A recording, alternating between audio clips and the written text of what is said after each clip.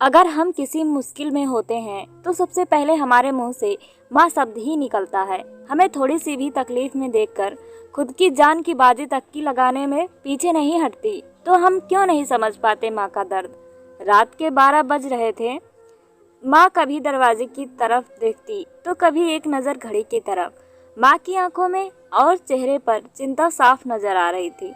थोड़े ही देर में दरवाजे की घंटी बजी। माँ ने काफ़ी तेजी से दरवाज़ा खोला और सामने बेटे संजय और बहू अल्पना को देखकर पूछा, इतनी देर क्यों हो गई? मैं कब से तुम्हारा राह देख रही थी।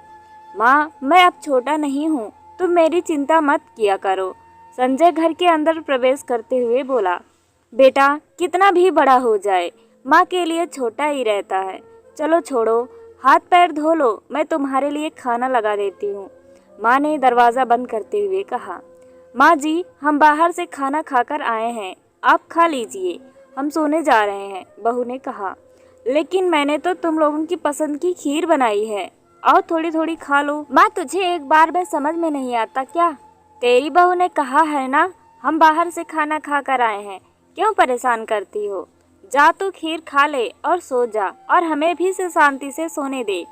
माँ अकेले कैसे खीर खा सकती थी और उसे बिना खाए नींद कैसे आ सकती थी, क्योंकि बेटे के इंतज़ार में उसने भी कुछ नहीं खाया था। वह किचन में गई, एक गिलास पानी पिया और अपने रूम में चली गई। सुबह 10 बजे संजय की आंख खुली। बाजू में उसकी बहू अभी भी सो रही थी।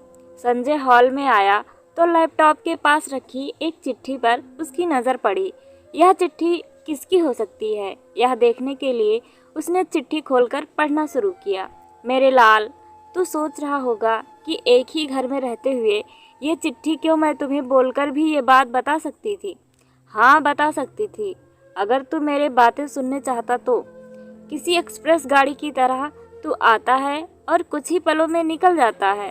खैर वो सब जाने दो, कल तुम्हारा जन्मदिन था, इसलिए मैंने खीर बनाई थी। सोचा कम से कम आज के दिन साथ में बैठकर खाना खाएंगे, मगर मैं यह बात भूल गई थी कि मेरा बेटा बड़ा हो चुका था, तो अपने दोस्तों के साथ पार्टी करके खाना खाकर आया।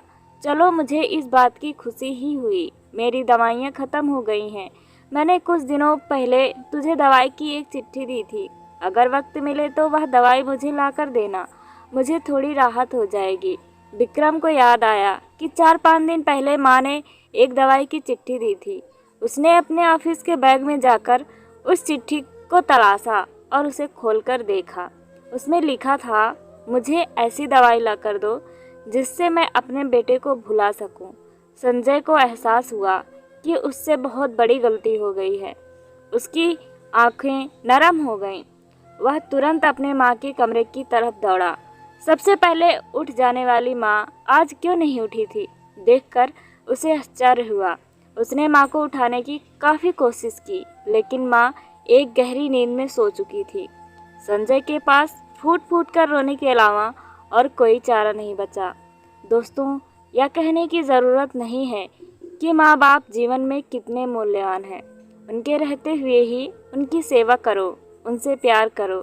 वह चले जाएंगे तो कुछ नहीं कर पाओगे।